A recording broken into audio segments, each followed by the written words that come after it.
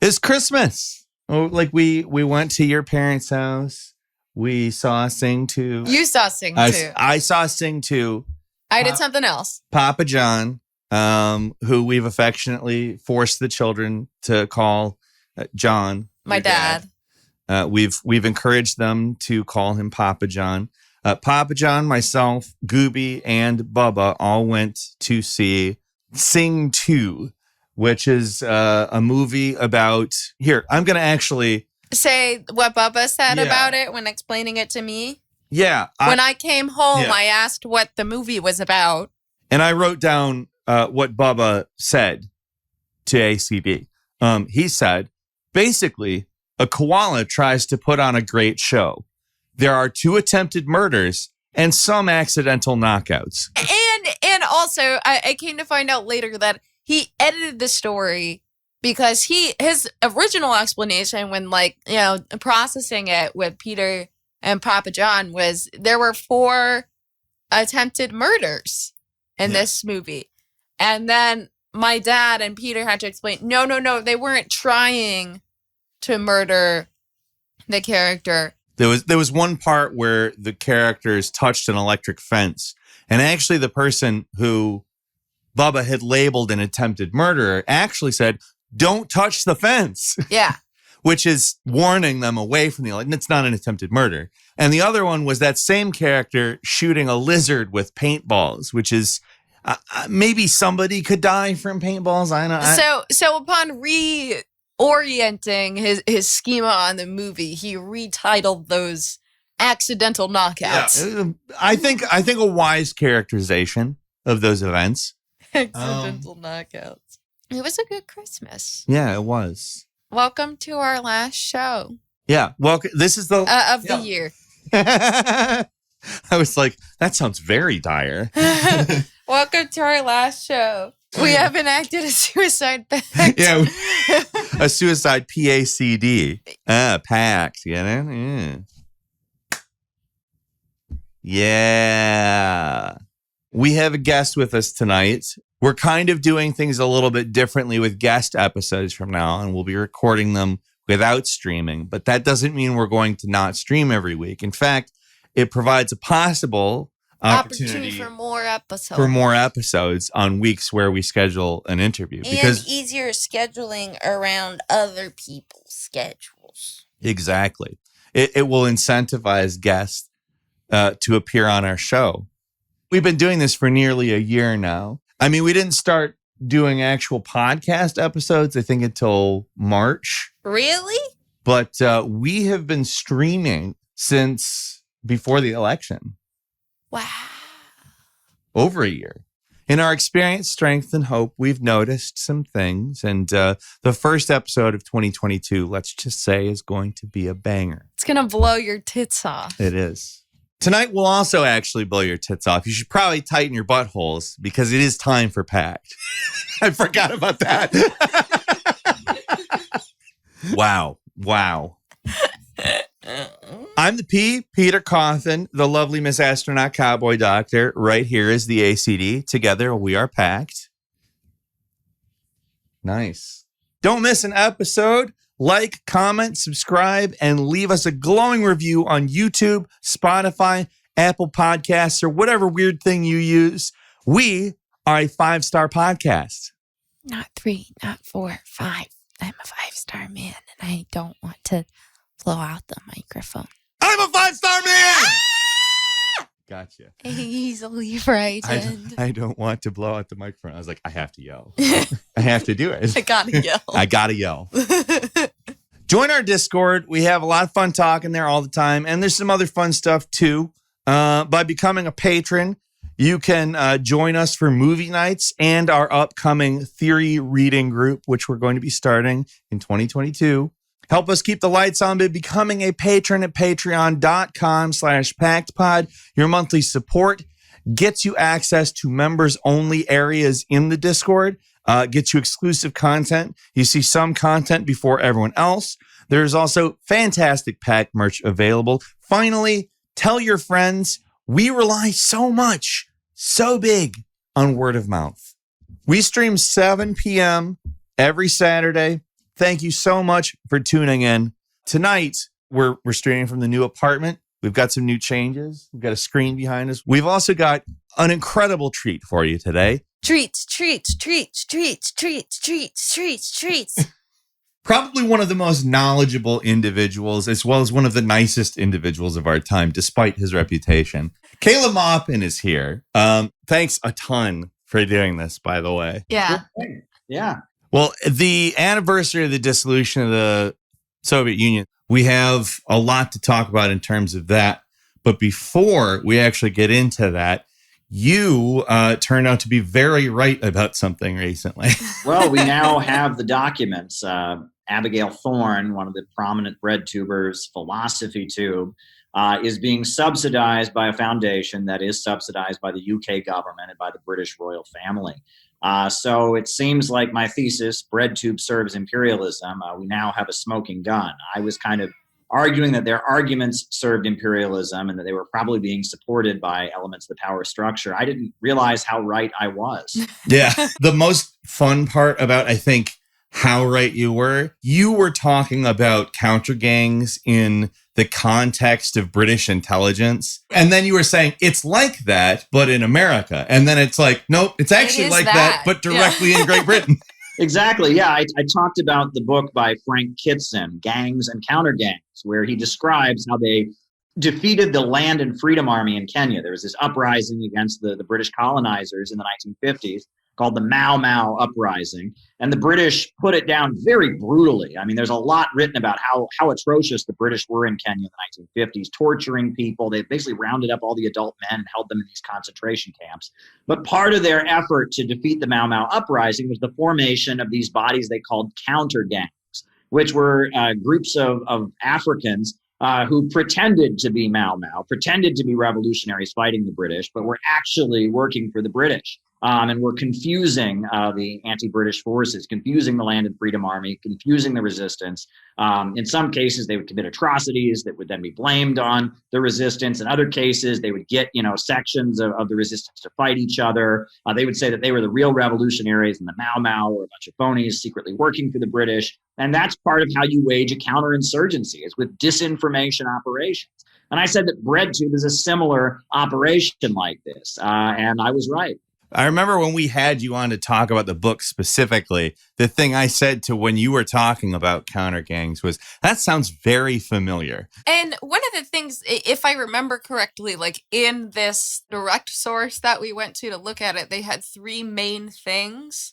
I think two, at least one of them was related to COVID misinformation and stuff that at least, to the naked eye is relatively well-meaning, whatever. None of us like the idea of getting COVID per se. Right. And then the third bullet point was like, I don't know exactly how they worded it. It showed that the organization itself was, you said, aligned. And the person who actually headed up the whole project was somebody who actually did the kind of color revolution work in Syria. Right. Yeah, I mean, this very foundation was utilized to make propaganda to justify the arming of extremist groups in Syria, trying to overthrow the Syrian government, to gloss over the ties to al-Qaeda and the extremism of a lot of the groups that the USA was supporting, to make them look like democratic freedom fighters, and to really, build up this war. I mean, the Syrian war has been going on for well over 5 years now. I mean, we're talking 6-7 years, I think, at this point. People continue to die, and it's a horrendous war. And the USA has fomented it, by arming these extremist groups, by, trying to crush the Syrian government. And the same people that were involved in crafting the propaganda around that are also funding Abigail Thorne to work on countering, quote unquote, disinformation. And the money is coming from the British government. The money is coming from the British royal family directly. And there we go. So as it turns out, BreadTube really just directly serves imperialism. The reason why I wanted to bring that up in relation to what we want to talk to you today, Lenin's imperialism and the split in socialism talks about this well-maintained system of flattery and lies and things like that, with a position that is, like ACD said, ostensibly an uncontroversial one, spreading information to counter disinformation about COVID, which, like I said, none of us want COVID. I mean, nobody wants to get a disease, but it comes along with these types of strings. And this sort of echoes, in a way, the split in the Communist Party in the 1980s, where you had, and we'll obviously get into this in more detail in a few minutes, but the Gorbachev wing and the sort of liberal democracy and promoting single motherhood, abortion, etc. These things are ostensibly like good things, but it comes along with the free market and democracy. You can use an ostensibly good cause to seed some ultimately imperialist causes or underlying mechanics. That's a large part of what I think we're going to get into today. Yeah. So I think a good place to start was that you had a stream about this recently, more directly targeting the term Nazbol and how BreadTube and the synthetic left has, along with the Communist Party, recently been increasingly using this against you. First, I just want to ask very generally for our audience, what has been happening recently with that? Why are they doing that? Why are they making those accusations? Why is the synthetic left and Communist Party responding to you in the way that they are? Well, I mean, we saw recently this piece published on the Communist Party's website that was just off the wall. And it was obsessively trying to link me to a Russian intellectual named Alexander Dugin, who I met once. Let me repeat that. I met him once in my entire life. We spoke on a panel one time, once. There are a number of other individuals I've met once who no one holds me responsible for having the same views as. But there's a reason that the Communist Party of the United States is somewhat obsessed with this intellectual. There's a reason that this intellectual kind of emerged in Russia and kind of became prominent around 2014. And this has a lot to do with the fall of the Soviet Union and the role that the Western left played at the time of the Soviet Union. And this is the anniversary. I mean, we're hitting the anniversary of the fall of the Soviet Union. So this is a really important time to talk about what all of this means, because, the role that U.S. communists and U.S. leftists played at the time of the fall of the Soviet Union, the way politics in Russia kind of played out in the early 90s is really important to understand. This term red-brown alliance that we hear being so widely used, it goes back to this time. This term Nazbol, National Bolshevik, it goes back to this time as well. So I think we should just, dig right into it and get down to what happened. So in the 1980s, the Soviet Union had a lot of problems in the 1980s. It was pretty clear. Now, their economy was still, growing at a certain substantial rate, but they needed to reform. They needed to change. And the way the Soviet Union had developed, there wasn't public debate. You have to remember, this was a country that had been surrounded. After the Russian Revolution, like 15 countries invaded. Millions of people died in the Russian Civil War. Then you had World War II, another invasion where like 27 million people died. And the Soviet Union was a very, very authoritarian place. And, we talk about the concept of democratic centralism, which meant that debates and disagreements inside the Communist Party were kept internal. Average people weren't being told about them. It was only within the party that the debates were taking place. So publicly, it looked like the Soviet Communist Party were all on the same page. They put out a very clear message. We believe in Marxism, Leninism, etc. But beneath the surface, there was a big divide in the Soviet Communist Party. And the divide was basically, you had one faction that was becoming more and more pro-Western, more and more pro-American, led by Gorbachev. And they basically felt that the Soviet Union needed to transition to become kind of a welfare state, like Norway or Sweden.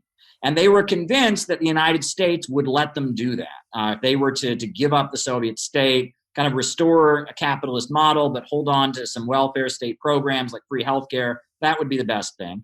And then there was another wing that was increasingly critical of the United States, felt the United States was their enemy, but they were framing things up not in a Marxist way, but in a more traditionalist and conservative way. The Russian Orthodox Church was brought back. It was actually during the Second World War. Stalin re-legalized the Russian Orthodox Church, and there started to be more of a conservative Russian Orthodox narrative among what you can call the hardliners. And American media and American intelligence picked up on this immediately. And if you read the U.S. media during that time, the New York Times, they would talk about the reformers like Gorbachev and the hardliners like Brezhnev or Andropov. That's how I remember learning about this in like school. Yeah, I mean, if you look at it, there was an article that was talking about an argument between these two and called, like, use that exact same framing. I can't remember what the article was at the moment. It was a couple month or two ago. But Gorbachev was like the good guy. Yeah, Gorbachev was the good guy, and the hardliners, as you have pointed out, Caleb, were the bad guy. Mm-hmm. Right. And basically, the operation of American intelligence was to do everything it could to prop up Gorbachev, to help the Gorbachev wing of the Soviet Communist Party. One great example of that is 1988. There was a TV special on American television and on Soviet television. It was called Free to Be a Family. And it was a joint broadcast in English and Russian with the Muppets. It was a show for children promoting single motherhood, because at the time, there was a rise in single motherhood in the Soviet Union. And the more conservative hardliner wing was saying, no, we need to preserve the Soviet family. We need strong families to have a strong country. Whereas the more Western-oriented Gorbachev wing was saying, well, no, we need to be more modern. This is women gaining more freedom, etc. So the U.S., I mean, not the U.S. government, but ABC, a major TV network, and a whole lot of, U.S. TV stars, Robin Williams, Bon Jovi, the Muppets, others did this whole broadcast. It was basically a way to promote the Gorbachev wing of the Soviet Communist Party, which was basically favoring dismantling the Soviet Union and kind of reaching an alliance or an agreement with the United States in order to do so.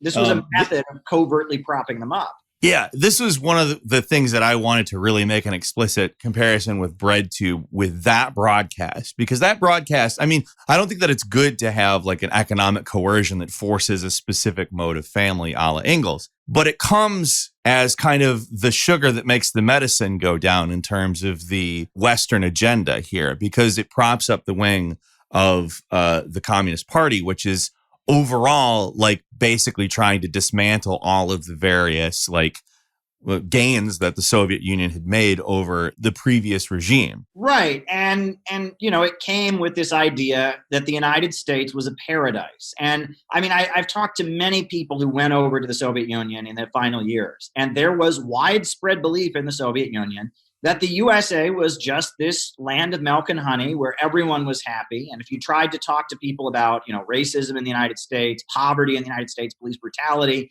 people would roll their eyes and say, oh, yeah, that's just propaganda from the government. There was a lot of confusion. Well, there are no cats in America. What? Do you remember the American Tail, the Fievel movie? Right. And it was just, it had a lot to do with, what we now associate with the synthetic left, rock and roll music, blue jeans, hippie counterculture. The United States was seen as this land of artistic freedom and such. And we know the CIA subsidized, like the work of Jackson Pollock, for example. There's decades of this, and the CIA subsidizing American art and culture in a way that would kind of give the impression this country was a lot more tolerant and free than it really was. And that this was going on, and that there were, especially among the most privileged people in Soviet society, like the children of Communist Party bureaucrats who lived a much more comfortable life than average Russians and average people in the Soviet Union, there was this belief that the United States was just this paradise, this land of freedom, etc. And that the idea that the United States had a history of racism, the idea that the United States was, was going around waging wars, and there were people here living in extreme poverty, that was all just kind of Soviet government propaganda. And this was a huge effort to kind of cultivate a wing of the Soviet Communist Party that would have these illusions about the United States. And a lot of, I guess you can say this, what we call the synthetic left or liberals had a role in that. One story that I heard that was very hilarious is somebody said, they said, we hear in the United States, you have a very small Communist Party. It has only 1 million members. Yeah. That's hilarious because the CPUSA has never had anything close to 1 million. What is the actual membership of CPUSA? In the 1930s, they maybe had, maybe almost 100,000 in the 1930s. But since the end of World War II, it's never been over 10,000. For example, you'll often hear Noam Chomsky quoted. They'll refer to Noam Chomsky as the most quoted source in the English language after the Bible. That's true. That was true during the Soviet years because he was quoted in Soviet media. In Soviet-aligned media all throughout the world, they would quote Noam Chomsky because he was an American intellectual who was somebody who put out critique of U.S. foreign policy. But Noam Chomsky was very obscure in the United States. If you weren't an activist or a linguist academic, you'd never heard of Noam Chomsky. But in the Soviet Union, a lot of people believed Noam Chomsky was a household name, that every American was reading Noam Chomsky. He was on the TV news every night or something. There was just this confusion about that. And it was all about kind of creating the idea that, okay, sure, there is anti-communism in the United States, but it only comes from Ronald Reagan. It only comes from the right. But the Democrats, they're your friends, and they want everyone to get along. And Bernie Sanders, we saw during the recent election, the New York Times did this big hit piece on Bernie Sanders, for the fact that he went over to the Soviet Union and was talking with the KGB and all of that. But that was part of creating the illusion, right? Bernie Sanders is very much an outlier in American politics, right? But he was going over there and had a sister city in I think it was Belarus. It was like Minsk was the sister. And, playing up the idea that, look, there's this whole wing of the U.S. power structure that is your friends, guys. And you can throw in the towel. You can surrender in the Cold War. And we won't mess with you. We'll be all right. We'll let you turn into Norway or Sweden. And that'll all be good. And that part of that, that was really a big factor in winning the Cold War. Fox News and the right wing like to say it was all because of Reagan's arms race escalation. Well, that took an economic toll on the Soviet Union for sure. But it was this, ideological penetration, this kind of soft power penetration that really laid the basis for it. And, other socialist countries learned from it. Probably the biggest problem was they couldn't have open debate because it was a very authoritarian society. You couldn't openly debate these things. So these conversations were all kind of in the back room. They were all kind of whispered. And because of that, you didn't know where everyone stood. And that created a situation where a lot of disinformation could get into the former Soviet Union. That lent very much to the situation that was sort of talked about in the films of Adam Curtis. Hypernormalization is about the disinformation in the Soviet Union. And I think that part of the big problem, like he asserts that it's just this evil scheme to control the population. But I think what you're talking about, in my opinion anyway, contributes pretty heavily to that environment. It's funny, you point out various connections between capitalists and you're an anti-Semite, according to people who say the word conspiracy theory. But to me, and this is where it comes from too, you have your democratic centralism putting that public face forward where everybody has the same opinion. So people make assumptions like they're all attempting to push the same thing. And so it's all must be part of the plan. And it's not. Right. Well, yeah, I mean, originally the Soviet Union, when it was formed, it had three political parties. There were three political parties that recognized the Soviet Constitution: the Bolsheviks, the left Mensheviks, and the left Socialist Revolutionary Party. And then they fought a civil war against the other political parties that didn't recognize that constitution. But then a member of the left Socialist Revolutionary Party shot Vladimir Lenin. And the Menshevik Party was also involved in that. So both those parties were outlawed as they were seen as kind of a place that conspirators would move. And everyone who really supported the Bolsheviks moved into the Bolshevik Party. And then you had Lenin coming out and actually banning factions in the Bolshevik Party, right? Because I mean, at this point, the country's been invaded by 15 different countries. They're facing a barricade. They can't get basic medical supplies. And in the face of that, you have to kind of have a rigid authoritarian, development. You have to lock down. Yeah, and that's what they were doing. And then you have to add to the fact that, people talk a lot about the Kronstadt revolt. Well, what was the Kronstadt revolt? That was this anarchist uprising against the Bolsheviks. What was it about? Well, it was these sailors in Kronstadt who, when they were trying to centralize, have a central military authority, they said, oh no, they said, we want Soviets without communists. We don't want there to be any central authority. Well, if you're fighting off an invasion by 15 different countries, you're going to need to have central authority. And they took up guns against the Bolsheviks at that point, and the Bolsheviks really had no choice but to put it down. It was considered a great tragedy because these were their comrades, revolutionaries, but they needed to centralize to defeat, the foreign attack.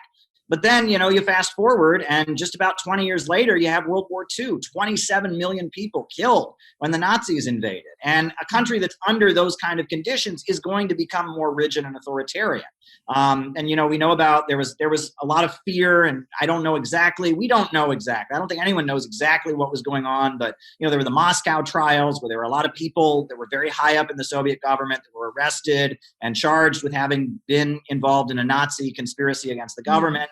And at that point, a lot of average people in the Soviet Union got the memo, stay out of politics, right? That politics is not a safe place to go, right? That, if you want to just live your life, that's fine. But if you get involved in politics, it could get messy. And so a lot of average people in the Soviet Union were not very politicized. And that kind of set the stage for what happened later with the fall of the Soviet Union, which was that there was not open political debate happening at the time. And it's funny because if you go to Cuba now, and if you go to socialist countries now, they've learned from this. There is a big effort to bring people into political debate. In Cuba, there are anti-communists, and they don't, drag them away in the middle of the night. In fact, what they do is they have the population argue with them, and local people in the community will get up and debate them and argue against them. And you can see what's happening with the Bolivarian circles in Venezuela and the citizens' power councils in Nicaragua. There's an understanding that if you create an atmosphere where people are afraid to speak up, where there's just kind of a chill effect, that in the long term doesn't help socialism, even though you might feel it's necessary temporarily. And it's interesting to see how all of this has adjusted. But in the 1980s, there was a lot of confusion in the Soviet Union because they needed to change. The way they were operating in their economy, it needed to change. I think they probably needed to do something like what China did and have some market reforms, have like a market sector to help strengthen socialism. But they were very rigid in the way that they were set up. And so you had one wing of the party that was saying, that we need to continue to maintain a socialist economy, but then starting to view things more in a conservative, traditionalist, and orthodox way. And then you have another wing of the party that is saying, well, we can become like a Western social democratic country. Now, one thing I want to add, and this is really important, is that that some of these more conservative voices in the Communist Party were talking about the Russian Empire. And when we hear empire, what do we think? We think imperialism, right? Well, you really ought to go see, if you have a chance, there's a great movie made during World War II called Ivan the Terrible. I don't know if you've ever seen it, but it's one of the most famous Soviet movies. Sergei Eisenstein made this movie, and it's about a czar from hundreds of years ago, and he's the czar who unified Russia. And there's a reason that the Bolsheviks during World War II made this movie about Ivan the Terrible, because Ivan the Terrible, he was terrible. He was a strong authoritarian leader, but he brought all of those countries in that region together.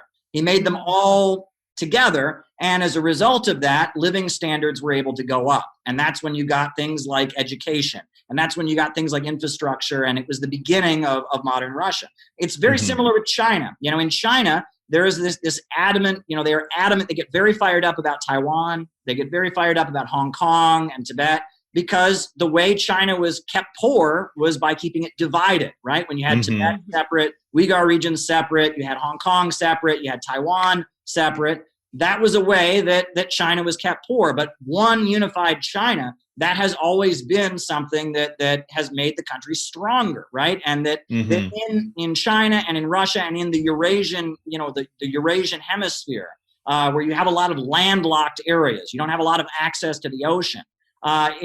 Generally, conditions are better when countries are unified, when the peoples of that region, different ethnic groups, different religions, different nationalities, when they are working together and trading with each other instead of fighting each other, that's when things get better. And you'll notice that U.S. intelligence knows this as well. The main CIA. I know where you're going with this. Just kill all white people. Yeah.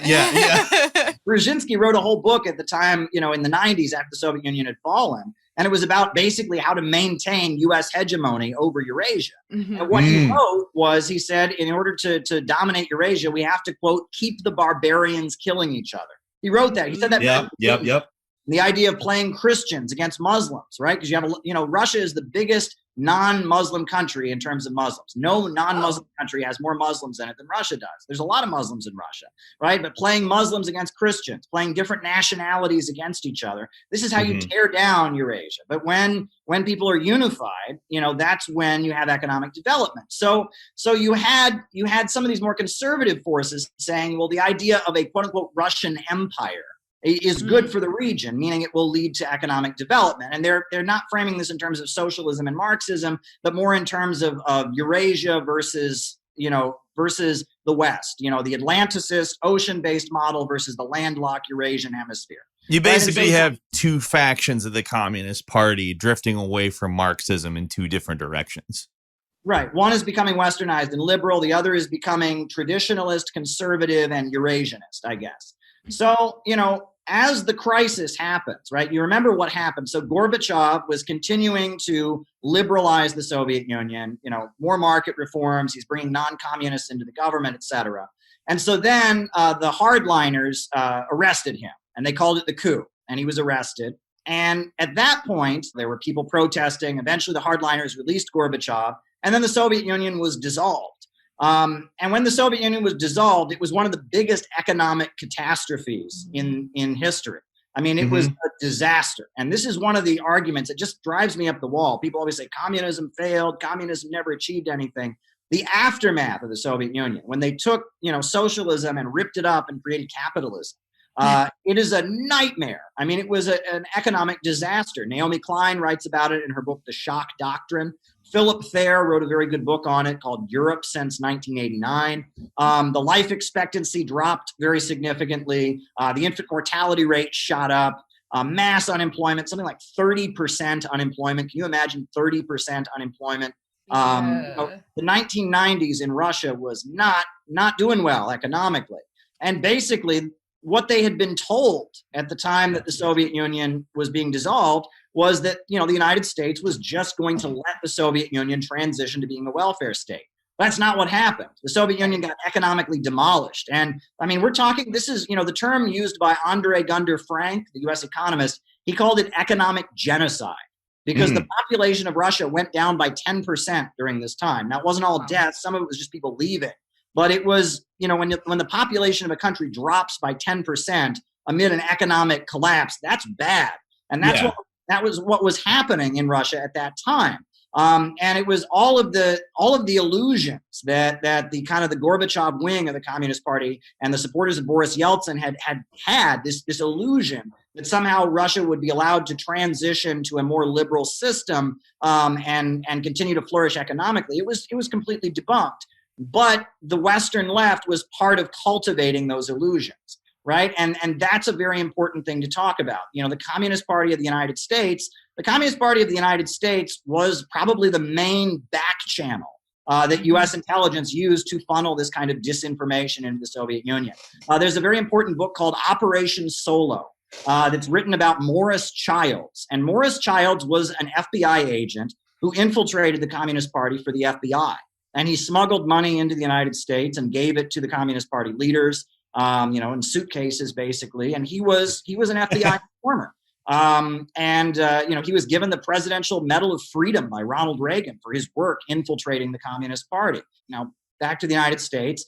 In the lead up to the fall of the Soviet Union, all kinds of communists all over the world are saying something's wrong here. Right? Gorbachev gets up and says he doesn't believe in Marxism anymore. He doesn't believe in class struggle. He believes in, quote, universal human values. He gets up and says Ronald Reagan and Margaret Thatcher are good people and the Soviet Union likes them, and he's, everyone around the world is kind of raising the alarm bells. All British communists are speaking up.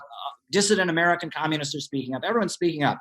The Communist Party of the United States says nothing about it. They just applaud it. And there was never any awareness about what was happening until the last minute. And at the last minute, when Gorbachev was arrested in the coup, at the last minute, Gus Hall finally came out and said, something's wrong. Gus Hall was the leader of the U.S. Communist Party, a longtime labor activist. He finally came out and said, okay, something is wrong.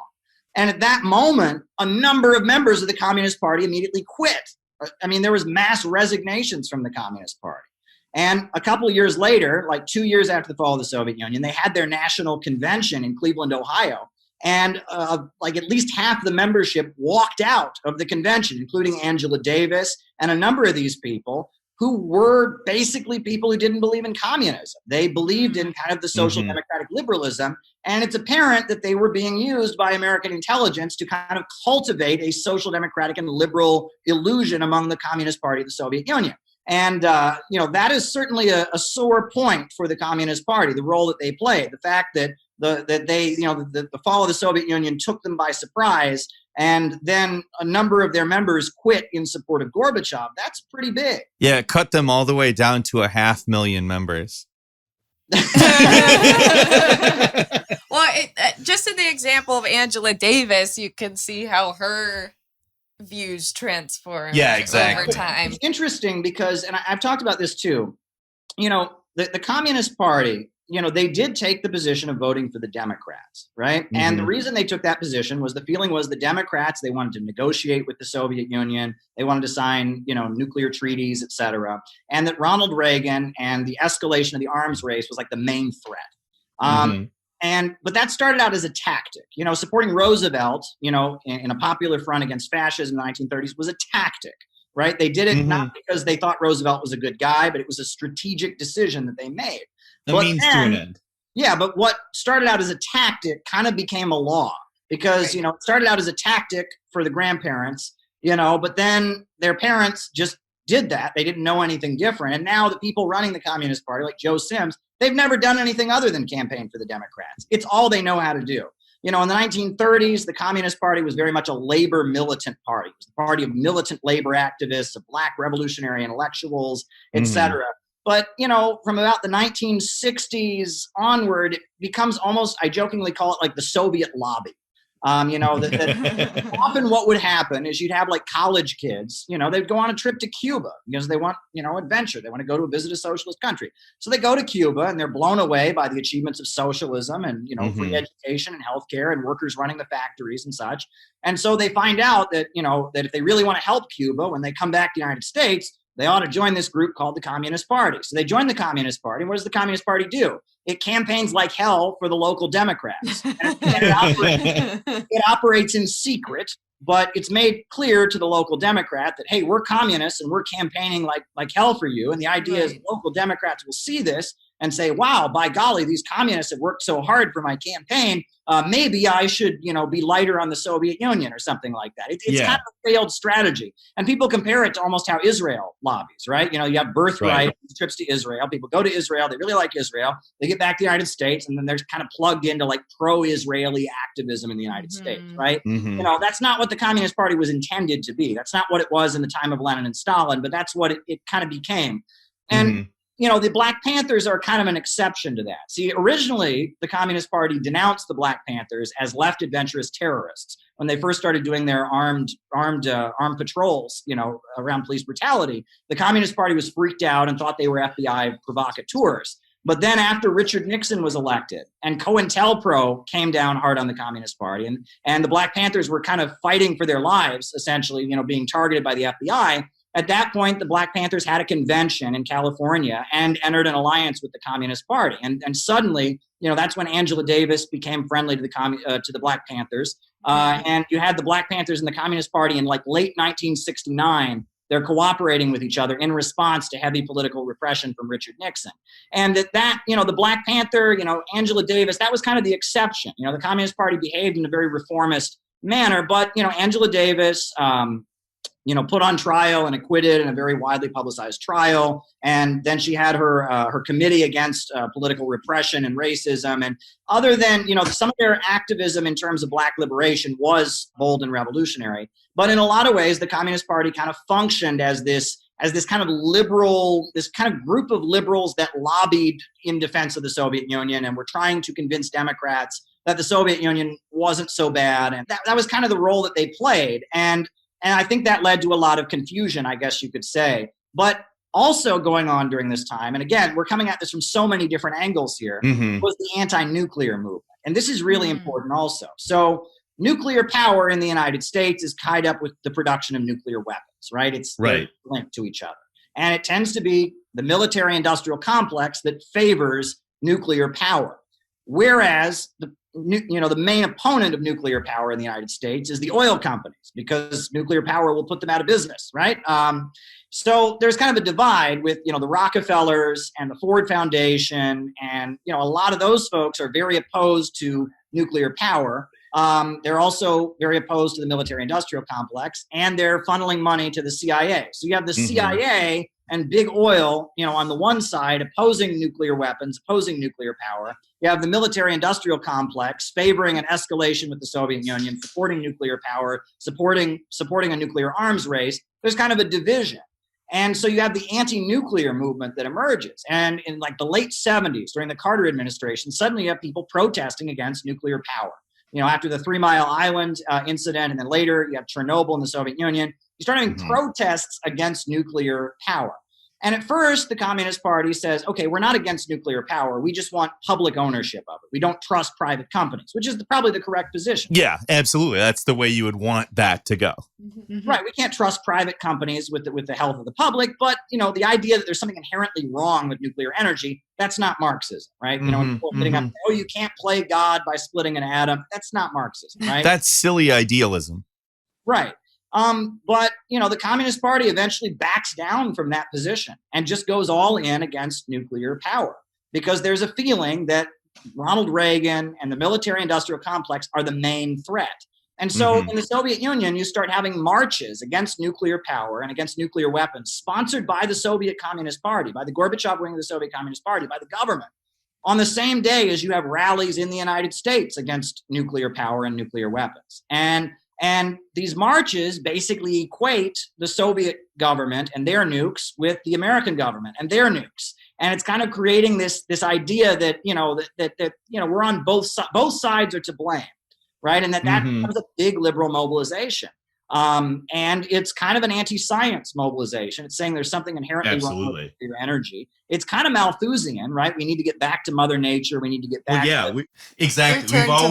We always have to return to Monkey. When we get into that stuff, it's the Anprim crap, the anarcho-primitivist crap, the anti-natalists, all these just basically anti-human people will always come together and advocate for a form of austerity in opposition to what is somehow an evil force, which in the 1980s, like you said, is nuclear. Yeah, and so you had this situation where the Gorbachev wing of the Communist Party that was becoming more and more reformist, and the U.S. Communist Party and leftists in the United States are basically playing off of each other in a way that ultimately leads to the dismantling of the Soviet Union. The Soviet Union falls. So now what happens after the Soviet Union falls? Well, as I said before, the United States doesn't keep its promises.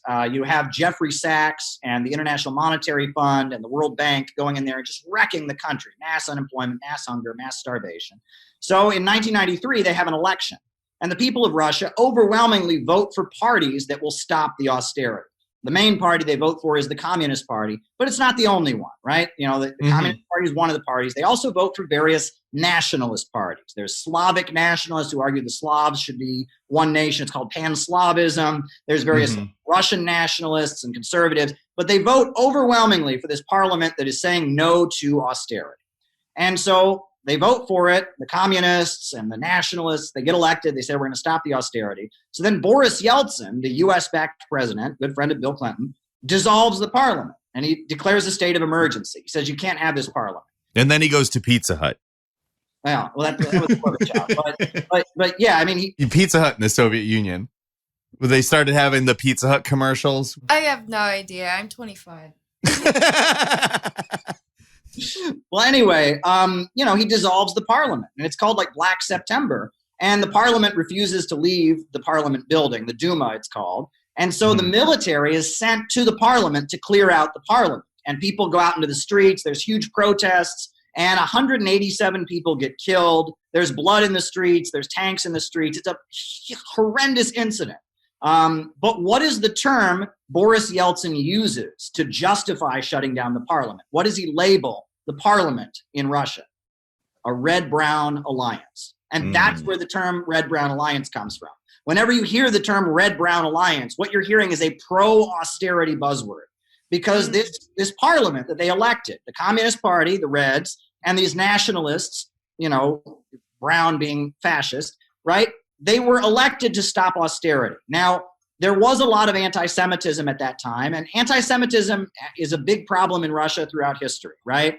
But the Russian people didn't vote for the Communist Party, and they didn't vote for these nationalist groups because they hated Jews. They voted for them to stop austerity. But the memo got sent out, and it was all over Western media, that this parliament of communists and nationalists that is trying to stop austerity, they're a red-brown alliance, they're anti-Semitic.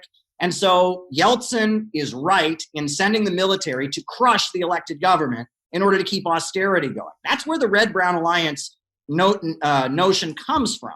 And it's really important to point that out because it's a pro-austerity narrative. I think that's a really good point. And ultimately, that's also where you start seeing it utilized today. Like when you see somebody like yourself, somebody like myself, somebody like you've been called red brown in response to like you advocating for marginalized groups before.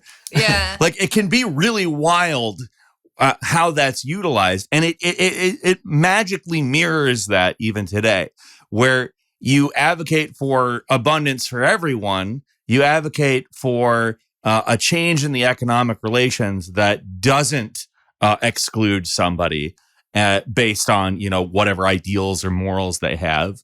And suddenly you're evil because ideals and morals are like the easiest way for them to justify this austerity too.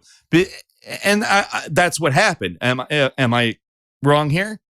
You're not wrong. And it's crazy because, so you have a situation where communists in the government have been elected trying to stop austerity. The parliament is being dissolved by a US-backed guy in order to impose austerity. You would think that there'd be protests all over the world against this, but there weren't.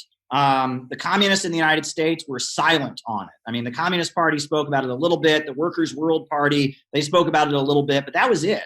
And the memo just got sent out. If you go out and protest in support of the Russian communists against this, that you're then supporting anti-Semitism. Right. It's the ideological moralizing of it that prevented people from responding. And then the big thing is that you have to understand that this is taking those morals and ideals and using them to separate from the actual material reality of the situation, which is, again, the thing that they're still doing right now. Every single time I see this red-brown alliance shit utilized, it's always in service of something at least close to that. Yeah. I had another question for you, Caleb. So I feel like talking about this history in the Soviet Union and the United States Communist Party role, I have a pretty good understanding now of how this sort of liberal faction, this was able to ideologically penetrate the party and cause this sort of division where we're ultimately promoting capitalism.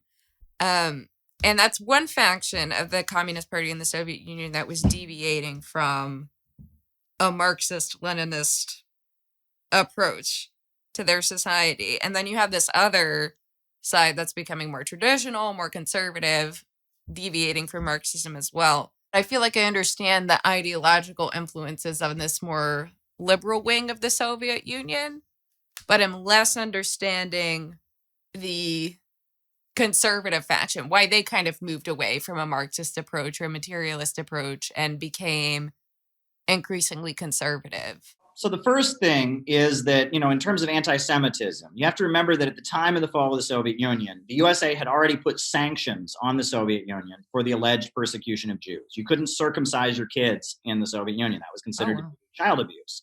And that there were also other things that were done in the Soviet Union. And so the idea that the Soviet Union was persecuting Jews was widely promoted in U.S. media. So in response to that, sanctions were put on the USSR.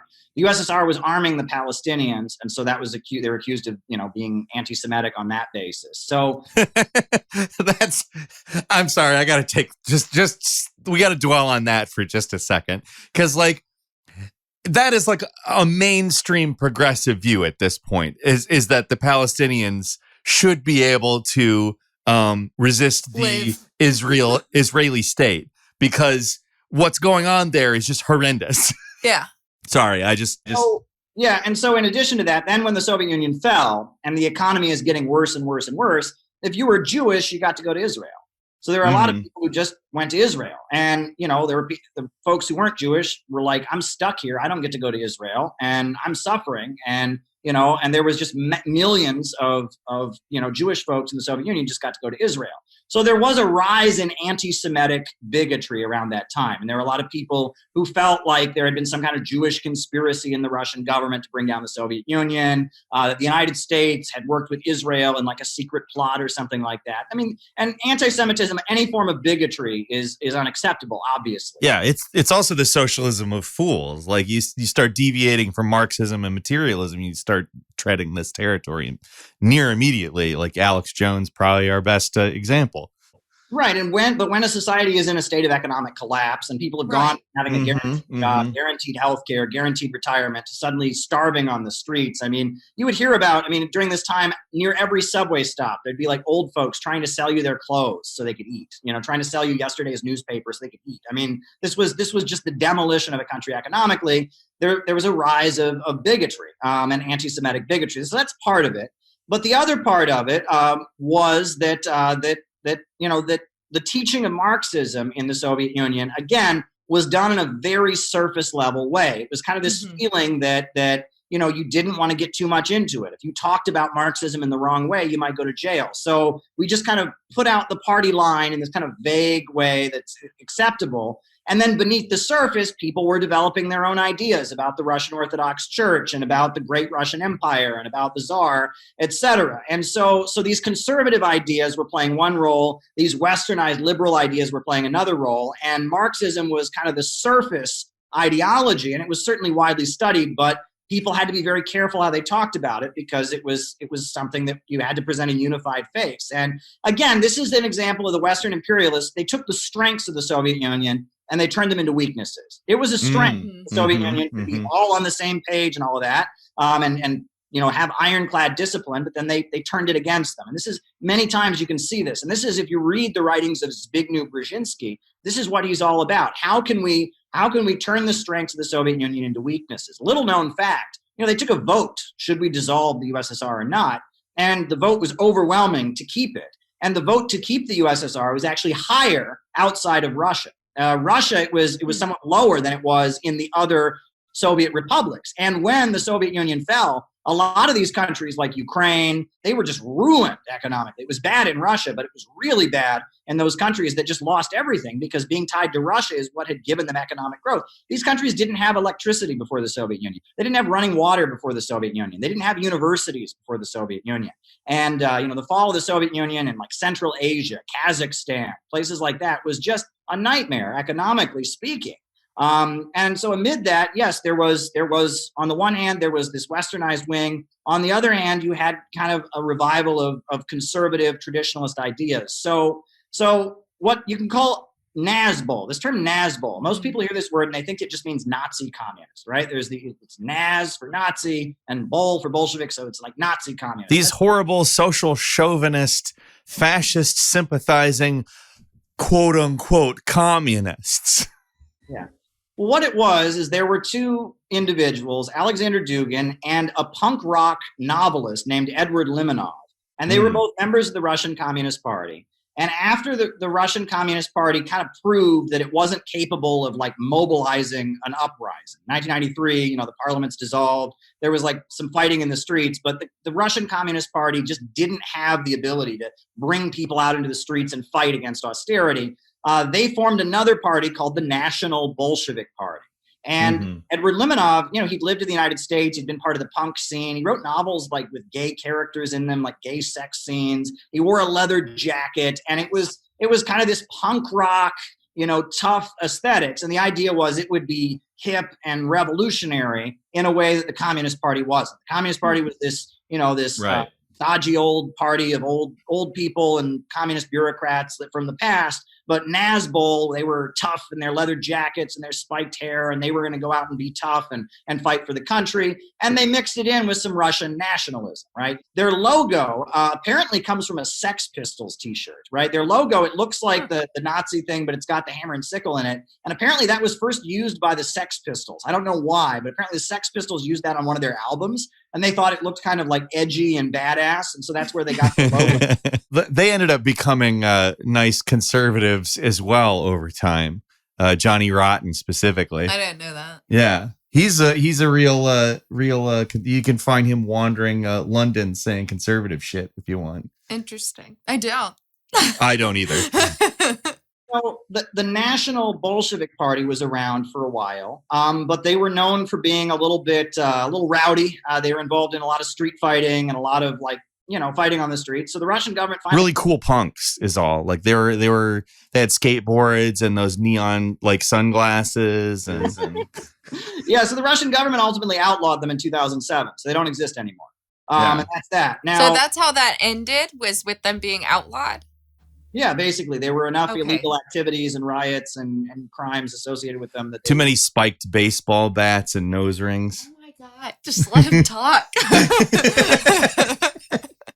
and they were outlawed, and that's that. So if someone says you're a Nazbol, they mean that you're part of this like punk rock breakaway from the Communist Party. And I've never been that, and you've never been that, and I don't think any of us are. No, you're a researcher, and I'm a YouTuber. Well, it ended when I was 11, so. Yeah, I mean, and it's funny because I've been in Russia, and what's interesting to me is that in Russia, the National Bolsheviks or the Nazbols were considered a left-wing party. They were not considered to be a right-wing party. They were considered to be a left-wing party that had elements of Russian nationalism in it, but they weren't conservative. And I mean, they were associated with punk rock and this guy who wrote novels about gay sex. Gay stuff. Yeah. Yeah, they were not considered a right-wing party, but regardless, they were outlawed. Now, Alexander Dugin, who's the individual that I met once, let me emphasize this, once in 2018, I sat down with him. Now, he runs a think tank called the Eurasian Movement, it's called. And he's written a lot about geopolitics. In 2014, he was very outspoken in support of Russia during the whole Ukraine crisis in 2014. He's now what you might call a traditionalist conservative. He frames Russia's history in this very conservative way, the history of the Russian Empire for thousands of years, et cetera. And I met with him simply because he's an anti-imperialist and he's critical of Western capitalism. He wrote a book called The Fourth Political Theory, which I don't agree with a lot of it. But I think it would be important if you want to understand anti-imperialism now. It's an important book to read. As I said when I met with him, Dugin appears on Chinese state TV pretty frequently.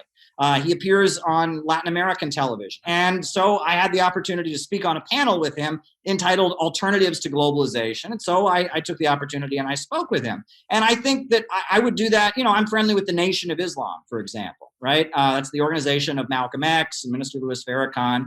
Obviously I don't agree with a lot of the things they've said about Jews, about gay people, et cetera, but I see them as a group that is fighting for the rights of Black people. And so I feel as a revolutionary and as someone who's seen the work they do in the Black community in the United States and my work against police brutality, I respect them and I would like to have a relationship with them. There are forces in Latin America that are very socially conservative. Nicaragua, which is a great socialist society. I was just there. They do have some of the strictest anti-abortion laws in the world. Now, I don't agree with that personally, but if you're a real anti-imperialist, you have to be able to work with people who might have some conservative views. And that's kind of what Alexander Dugin is getting at in his book, Fourth Political Theory. And he tries to write this book basically summarizing, okay, so now the Cold War is over, but there's still all kinds of people all over the world that oppose U.S. imperialism. What do they think? What do they agree on? And that there is kind of this weird convergence in the developing world between social conservatism and economic leftism. And you can see this in Iran, for example, with, the Islamic Republic of Iran is very, very not capitalist. I mean, their slogan is not capitalism, but Islam, war of poverty against wealth, et cetera. But at the same time, they're also very, very Islamic and traditional and conservative, et cetera. And I think it's important to look at if you are someone who's serious about entering an alliance with forces around the world that are opposed to imperialism. It's an idea, and these are concepts you need to explore. And that's why I'm not ashamed to have met with Dugin. I would do it again if I ever got the opportunity, and the people who put the picture of me next to him and are like, aha, smoking gun, he's a Nazi. It's like, Dugin's not a Nazi, first of all. He's not a fascist, right? His book, Fourth Political Theory, has pages and pages and pages going against fascism, right? He's not a communist anymore by any means. He has pages and pages and pages going against communism. But he's just a Russian anti-imperialist intellectual. It's funny with the, I was just thinking this sort of economic left ideas with, just at face value, socially conservative beliefs.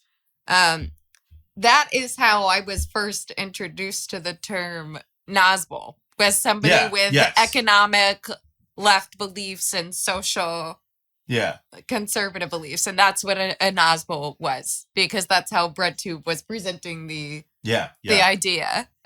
Well, I think Nazbol is, at this point, it's kind of a myth. It's like a mythological. Yeah, I completely agree. Like, if you identify as a Nazbol, ultimately, you're probably not even going to share a lot of views with what the Nazbol party itself professed. Yeah. Yeah. Right? The only self-identified Nazbol I've ever heard of is an individual I debated against named Eric Stryker, and he's a Nazi. Like, I mean, if you listen to him, he's a Nazi. And I actually said that to him. I said, "You're the only Nazbol I've ever met, and you're just a Nazi." So, it's like an urban legend, right? Yeah, and it's this thing that Radlibs say in order to control the discourse, right? It's like, beware the Nazbol. There's this exactly. Well, that's kind of you're in where the corner of the internet and someone is defending China. They're probably a Nazbol. You better run. Yeah, because China, the infamous national Bolshevik country. That is meant to scare you away from anyone like us who's actually engaging with what this stuff really means and isn't just a liberal trying to give themselves a more radical looking performative outfit. So that's I wanted to be clear about that and where this National Bolshevism comes from. But also, the Communist Party wrote this big long article trying to link me to Dugin, trying to say that I'm a continuation of this. And this is a way to try and gloss over their history because so immediately after the fall of the Soviet Union, Gus Hall, the longtime leader of the Soviet Union, he did denounce Gorbachev. And they did, at that point, all the people that were supporting Gorbachev, which was like almost the majority of the Communist Party, quit. And they published some very good books. They published a book called Socialism Betrayed by Roger Kieran, which is an analysis of the fall of the Soviet Union. They published another book called Heroic Struggle and Bitter Defeat. And they did kind of recognize that this Gorbachev wing had been revisionist, I guess you could say, and had led to the downfall. But Gus Hall died. Gus Hall died in the year 2000. And his successor, Sam Webb, immediately allowed all the people who had resigned at the time of the fall of the Soviet Union and the convention afterwards, let them all back into the party. So the Communist Party's leadership now is full of people who quit around the time of the fall of the Soviet Union. And that's a really important thing. And who support this social democracy version of communism rather than a Marxist. Rather than a Marxist, Leninist viewpoint is really the key here, because what is ostensibly the Marxist-Leninist Party of the United States isn't. Yeah. I mean, and that's been very clear. I mean, I've known people over the years. That's why I think it's funny when they claim I sent people in to infiltrate their party. I never did that because I've known people for years who joined the Communist Party and been utterly disappointed and quit. There were people who came to me and they said, "Hey, Caleb, I love your broadcast. I'm joining the Communist Party." I never told them not to, but I was just well, join at your own risk. I mean, what I told them. Because, I mean, for years, people have said the Communist Party, they join. You go to a meeting once a month and, you go into a room and it's, and you eat donuts and coffee with a lot of people that are significantly over the age of 60. And you talk about what Democrats you campaigned for this week and, what Democrats. You talk about how wonderful it is that Kamala is the vice president now. What the fuck was that? Yeah, I know. That was just... Right. And I've had a lot of people who say that when they join, they're like, maybe there's another meeting, like where they have there's like a real meeting. And they'll actually ask, like, so when do I get invited to like the real communist? Yeah. When do we get to do some communist stuff? Right. You don't. I mean, that's kind of in the aftermath of the election of Barack Obama. I mean, for a long time, the Communist Party was almost like a secret society. You never saw them handing out their paper. They were just like this, someone might whisper if you're in an anti-war protest, that person's in the Communist Party. But it wasn't, in the immediate aftermath of Barack Obama's election, suddenly they got the memo. It was okay to have literature again. So you'd see them passing out like leaflets and newspapers. But it all kind of led to this, we have to support the Democrats because the Republicans are fascists, the Republicans are Nazis. And the Democrats totally aren't. Yeah, the Democrats totally aren't. Fascism has nothing to do with like the economic base. State of the economy or anything like that. It's just some aesthetic crap that you can read about in an Umberto Eco essay. Right. And the thing is that at this logic, at the end of the day, I mean, it came from the Soviet Union. The Soviet Union felt like the Democrats wanted to negotiate with them. The Republicans wanted to escalate the arms race, which hurt their economy significantly. So the orientation from the Soviet Union was oppose the military-industrial complex. And if there's a mobilization in U.S. society against the military-industrial complex, like the anti-nuclear movement, et cetera, join it because it's pushing back against Reagan and all of that. But that orientation really didn't take into account that at the end of the day, the Democrats were almost the more effective evil. right? Yeah. You know, Absolutely. the arms race was not going to destroy the Soviet Union. It caused them No. problems, but it wasn't going to destroy it. It was cultivating the Gorbachev wing and sowing those illusions. And, you know, I used to see, you know, I heard when I was in college, and I rolled my eyes at the time, but it was true. But they would say things like, you know, the Soviet Union wasn't brought down by Reagan. It was brought down by Beatles music and blue jeans. That's true, actually. Western consumerism.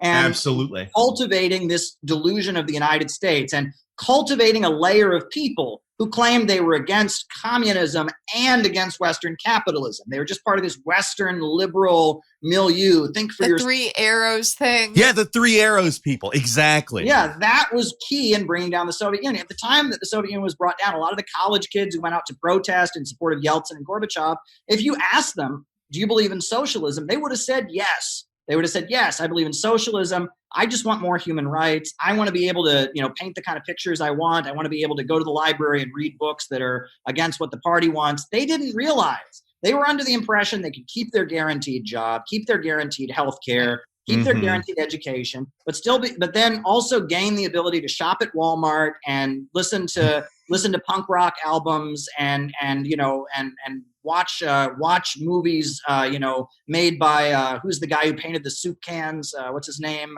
the Warhol, and you know, it was like there was this whole like hippie milieu that was cultivated among the Soviet Communist Party's leadership, and among especially the intellectuals, the artists, the filmmakers, the scientists, the engineers, people like that.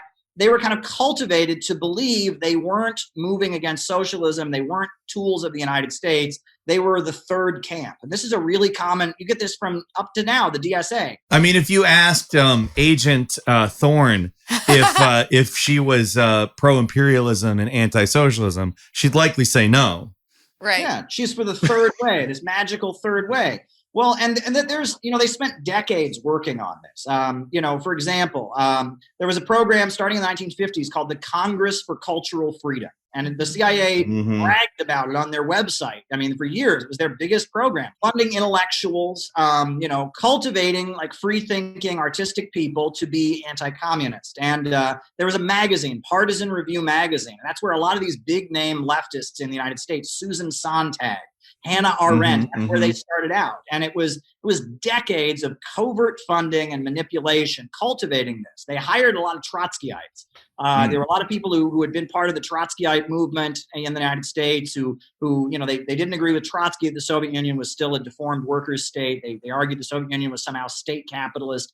Irving Kristol, Irving Howe, Mary McCarthy, a lot of these people, and a lot of them eventually became neocons, which is kind of hilarious. They gave birth to what we now call the synthetic left, but then they kept moving rightward and became like full-on neoconservatives after giving birth to the synthetic left. But Irving Howe, you know, he never became a right-winger. He became the founder and the intellectual father of Democratic Socialists of America, Irving Howe. You know, he basically admitted in one of his speeches, he said, as a socialist, I consider myself to be a partisan of the West in the Cold War. There's a very good book on this called the New York Intellectuals by Alan Wald, and it kind of goes over the history of these people. That they were in New York City. They were from very poor families, and they were involved in the Communist Party and in other like radical socialist groups. But as World War II came, as they went to college and they got jobs, their views changed. As Israel was created, their views started to change. They became more and more anti-Soviet, more and more pro-imperialist. And eventually they laid the basis for what we call the synthetic left now. And then later they moved to become neocons. And that's kind of the trajectory of all of this. PBS loves these people, by the way. There's a guy you can watch called Arguing the World. And it's just a documentary about 4 of these guys. Yeah, I was going to bring that up, actually. That I couldn't remember the name of it, and that's why I didn't. And these people, they're all over the CIA, kind of, you know, anything that's, you know, PBS or museums in the United States or academia, all these things are kind of carefully nudged by the intelligence apparatus. And that's where you find these folks, right? These intellectuals, they're the kind of people that, you know, they're not really books that Americans would really buy at Barnes & Noble. You know what I'm saying? Like average American. Yeah, yes. You know, it's like, oh, what are you reading? Oh, I'm reading Irving Kristol's great book about, you know, how the Soviet Union is bureaucratic collectivist. And no one's, you know, it's like you have to kind of nudge these kind of people if you want them to be famous. Somebody has to be pushing them. There has to be some big money. Right. Yeah. Exactly. Thank you. That's kind of the story of all of it. That's a very good way of putting it, Caleb. And that's it. Sort of where I want to summarize everything is how currently that kind of social political zeitgeist and the funding behind it and what's pushing this ideology, how is that being used against you and other people who are actually trying to implement communism? Yeah.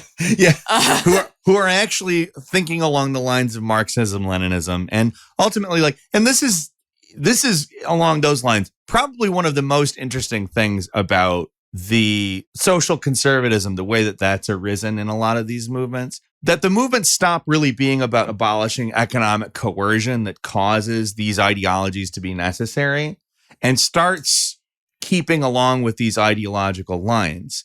You start to see exactly what you're referencing here. And I think what you'll probably be able to explain to us, Caleb. Right. How is the synthetic left weaponizing this history that they're kind of veiling against materialist communists?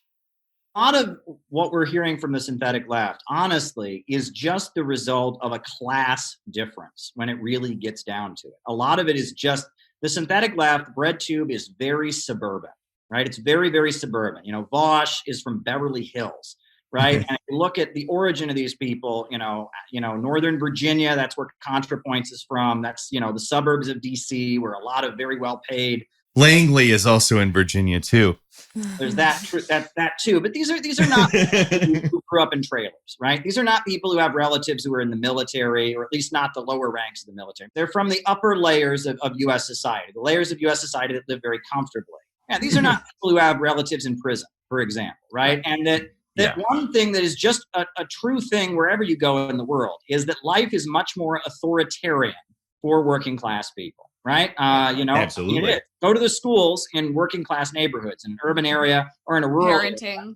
Yeah, and compare it to a school in a wealthy suburb. In a school in the wealthy suburb, you might not even have to ask permission to go to the bathroom. You might be able to call your teacher by their first name rather than Mrs. or Mr. Right. We don't believe in that kind of authority here. Yeah. Not at this school. Right, and it's a much more kind of relaxed, comforting, tolerant environment. And that's probably healthier, honestly, right? It's better to raise kids. Absolutely. But if you go to a low income, more working class school in an urban area or in a rural area, things are going to be a lot different. You know what I mean? They're going to be a lot more conservative. One thing I've often mentioned that people have no idea about, if you didn't grow up around this, you would have no idea. But in 19 U.S. states, corporal punishment is still legal in public schools. Right. Wow. Teachers in public schools can spank their students, right? I thought it was less states. I knew that there were still states, but I didn't realize it was that many. Yeah, and if you go to rural Alabama, rural Texas, areas where you have a lot of low-income people, both black and white, it's very possible that there's going to be corporal punishment in your school, right? And, working-class parents tend to be a little more authoritarian with their kids, and that if you have relatives who are in prison, if you have relatives who are in the military, you're going to have a lot more of an authoritarian upbringing. 100%. And a lot of it might come from necessity, honestly. If a parent is struggling to pay the bills, I've heard this analogy made before, but if it's a low-income family, kids can't just walk over to the refrigerator and take whatever they want out of it. Why? Because there might not be enough left for everybody. Fuck, even for us. Yeah, I know. Our kids are constantly doing that, despite the fact that we say, hey, stop doing that. Please talk to us before you take something out of the refrigerator.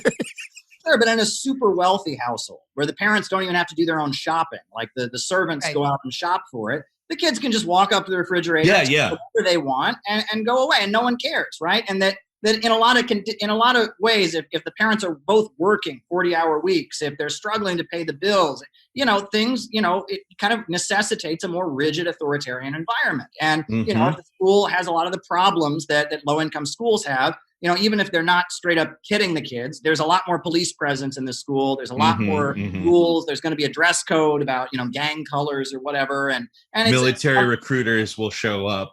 Yes, exactly. And it's going to be a much more rigid environment. And so, the BreadTubers, a lot of them, are from this kind of middle class, this cushy middle class layer of society. And they just get triggered by anything that reeks of authoritarianism. Right? And their opposition to Trump and their opposition to China, and their opposition to Russia, and their opposition to Cuba and Nicaragua and North Korea, it's all based on this kind of like big, mean, scary people giving orders, right? And it's all the same, right? For them, it's more, leftism is more about intellectual nonconformity. Yeah. Right. Yes.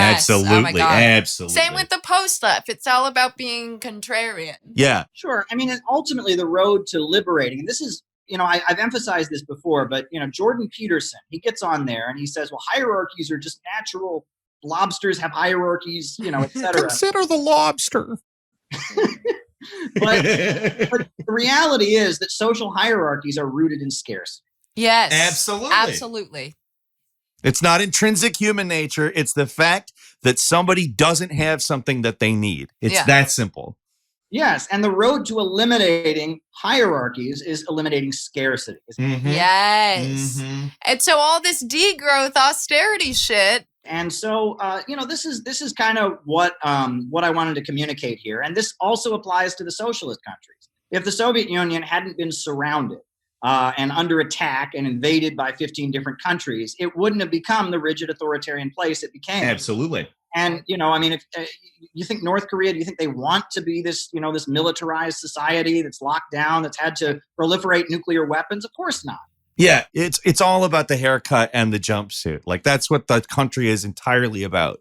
To like the BreadTube elite type that you're talking about. It's literally like this guy, he wants to enforce his own style on everyone. Yeah, just fashion authoritarianism there. Always. But it's like this is the thing, and that if socialism could really blossom into what it's meant to be, we could have a better time. And probably the most problematic thing in this synthetic left ideology is the idea that average people are the enemy, right? Yeah, really 100%. The idea is that the average people are the mob, they're the rabble, they're dangerous, and that they need to be controlled. And so, there's a fear of mobilizing around economic issues because that's populism, right? You're going to be mobilizing those rabble, and those dangerous rabble are going to be marching and making demands. And, Huey Long. Tyranny of the masses. Yeah, the tyranny of the masses. Sure. Huey Long is this famous politician from Louisiana. And if you talk to anyone from Louisiana, people remember him as like a great hero of the working class. Huey Newton, the founder of the Black Panthers, is named after Huey Long. And why is that? Because the first black nurses in Louisiana got hired because of Huey Long. And he talks about this in his autobiography. And that Huey Long enabled a lot of black people to vote. He enabled voter registration for black people to expand. He built highways and bridges all across the state. He provided school textbooks to the African-American segregated schools, which the right wing was furious about. Why are you giving textbooks to black people? But Huey Long was a champion of the working people of Louisiana. And he was a champion of working people, both white and black. And Louisiana, there's a lot of Catholics in Louisiana, but it's the South. And back then the Ku Klux Klan was very popular. And he rose to power as an enemy of the Ku Klux Klan, as an ally of the Roman Catholics and the black people against the Klan in the Jim Crow South. So Huey Long was definitely a progressive. Now, his relationship with the Communist Party was complicated, but he was largely accused of being a communist and a socialist. He started the Share Our Wealth movement that was started. And he was considered to be, just somebody who fought for the working class and was ultimately assassinated. And it was the rich people who killed him. It was very clear. I mean, if you watch any documentary or read any book, people will tell you that among the rich neighborhoods in New Orleans, they were all saying it's about time for somebody to shoot that son of a bitch. He was considered to be a fighter for the working class. But, in the Communist Party's hit piece on me, they bait me for supporting Huey Long because they consider Huey Long to be a fascist or a populist. Well, he was a populist. But populism shouldn't be a dirty word. It's not a dirty word to Huey Newton. It's not a dirty word to most African-American folks in Louisiana. And he was a fighter for the people. But if you look at the way Huey Long framed his arguments, it was very much, fighting for the common people, share our wealth. It wasn't a highfalutin intellectual thing about postmodernism and everyone can think what they want. It was, I'm going to be a tough authoritarian and fight for you. That was the message, right? I'm going to be your strong man against the rich and powerful. That was the message. And it has a whiff of authoritarianism in it that kind of triggers these BreadTube types. Exactly. The synthetic left and BreadTube is entirely antagonistic to populism, which is the only effective route to achieve Well, yeah, it. you have to appeal to people. You have to actually have a program that people want in order to actually build the kind of power that, a more or less non-mainstream, non-hegemonic political ideology needs to get anywhere. You have to create at least some level of popularity within the everyday working person. And, they get all pissy with you, like appearing with Dugan at that one event one time.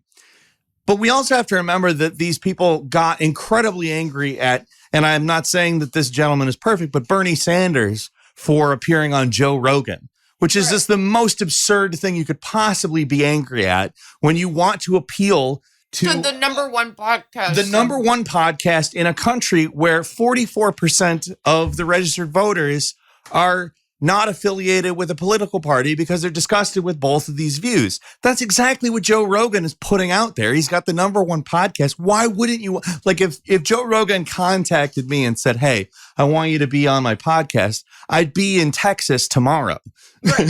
Sure. Yeah, me too. And I really just don't understand this. And then I've noticed that the folks who push this red-brown narrative, they play this really, really long game of like, it reminds me of like the McCarthyite witch hunt. It's like so-and-so is connected to so-and-so, and they're connected to so-and-so, and they're connected to so-and-so, who once spoke and has a roommate who was friends with so-and-so, who once wrote for a newspaper that once published an article. So therefore, it's this really long hoop. And how convenient is that for the U.S. imperial state? And yet, when you point out any kind of connection like Agent Thorne with an imperialist NPO, you're the conspiracy theorist. Right. And that has been their response. I mean, they have at this point documents. I mean, this isn't something we made up or speculated. There's documents here, and they just kind of laugh it off. Conspiracy theory. I mean, and it's like, no, this validates the thesis of your damn book. Right. And it's pretty wild. I will say this also, which is, I mean, it never seems to apply to liberals. For example, exactly. My good friend Samira Khan was mentioned in one of these big, long, red-brown documents, right? She's a Miss New Jersey 2016, was a reporter for RT for a while. She does a lot of different, work. And, she was mentioned in one of these documents. And they said, Samira Khan writes for Holocaust Denier Publishing Webzine. And it's named a webzine from Canada, right? And here's the thing. I've appeared on Holocaust Denier featuring TV network CNN.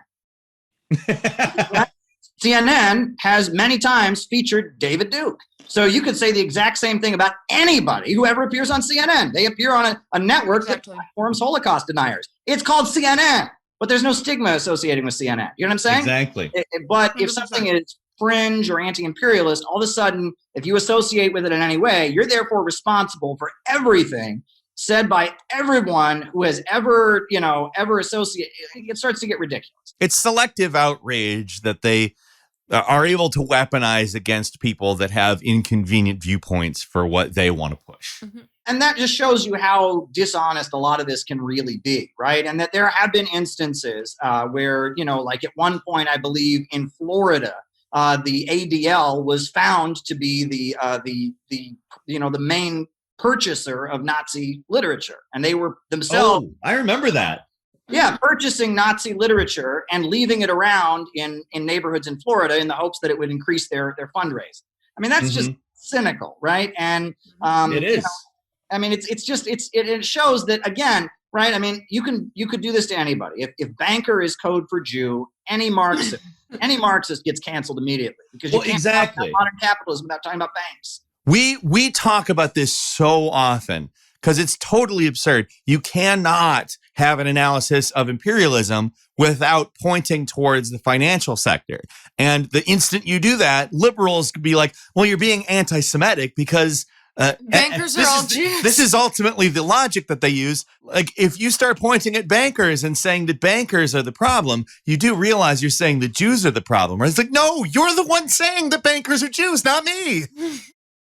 Exactly. And I mean, obviously there are people who do push this idea of some kind of Jewish banker conspiracy. But they make that clear, right? It's not innuendo. No, typically no. No, they're not usually quoting Lenin's imperialism, they're not, the highest they're not stage of quoting capitalism. Lenin's imperialism. And the other thing to note is that actual fascism, I mean, if you read actual fascist anti-Semitic tracts, they're seething with anti-communism. Yes, exactly. Center of it. They always will say, that the greatest example of this evil Jewish banker conspiracy is the Russian Revolution. And they'll go into great detail about it, which I have gone into great detail showing the opposite. One of the main things that anti-Semites point to claim that the Russian Revolution was a conspiracy by Wall Street Jews is they will talk about this guy named Jacob Schiff. Jacob Schiff was a Wall Street banker who was a big supporter of the World Zionist Organization, and he gave some money to a group in Russia called the Russian Freedom Group. And that was a group that was against the Tsar because the Tsar was very anti-Semitic. But what the anti-Semites don't tell you is that the World Zionist Organization and Jacob Schiff were vehemently anti-communist, right? That Jacob Schiff was very, very anti-communist. And almost immediately after the Russian Revolution, he began, trying to get Jews in Russia to leave for Israel. And his Russian Freedom Group had nothing to do with the Bolsheviks. They were an anti-Tsar group, right? The Jacob Schiff Center that was paid for by his estate was one of the main anti-communist synagogues in the Bronx during the 1930s. It was one of the Communist Party's biggest enemies.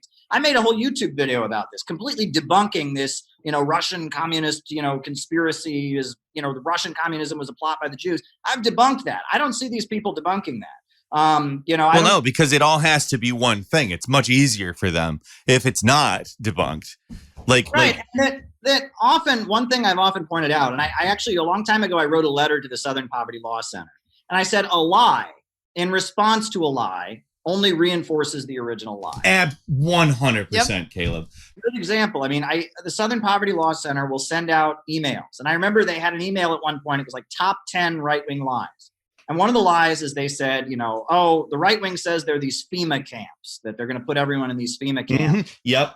No such camps have ever been created. No such law has ever been passed. This is all made up. Well, no, actually, there have been laws to put Americans in camps. There was a law in 1951 called the McCarran Internal Security Act. And who did it say to put in the concentration camps? Communists. You want to refute Alex Jones, say, yeah, that law that you point to, because I've seen Alex Jones cite this very law. Oh, there's a law to put Americans in camps called the McCarran Internal Security Act of 1951. Well, if you go and look it up, that law is it's not about conservatives, it's about communists. Exactly. So that rips to shreds his entire ideological thing. It's an anti-communist law. That's the response. But if you say that no such law has ever existed, all somebody has to do is then go look up that law. And say they're lying. You also have other instances of concentration camps on people in the United States. The kids in cages at the border, that Biden hasn't stopped. That started in the Obama administration, for instance, but it was all Trump's fault somehow. And now that we're back in the nice Democratic era,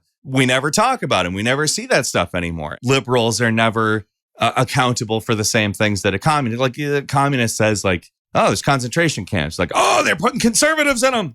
So this defaulting to this liberal narrative or sort of this justifying ideology of capitalism and neoliberalism that ultimately villainizes communists. Mm-hmm. How do we target that as people who are serious about communism?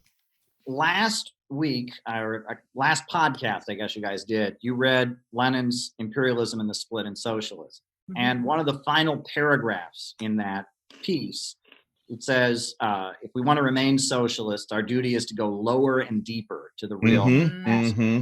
That's really funny because the Communist Party, when they claimed that my slogan, out of the movement to the masses, was invented by Lyndon LaRouche. Well, it was not invented by Lyndon LaRouche. I'm the first one to say it, but it's an allusion to that section by Lenin.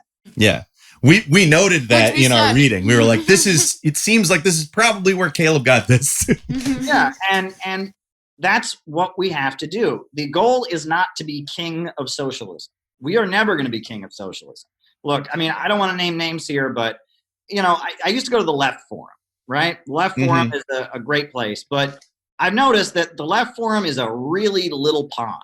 And if you have got a budget or a mainstream publisher behind you, you can be king of left forum very, very easily, right? And it's all about how much money you have. You know what I'm saying? Absolutely. And being the king of socialism, being the top socialist, is just a matter of getting the right book deal and getting the right social media promotion.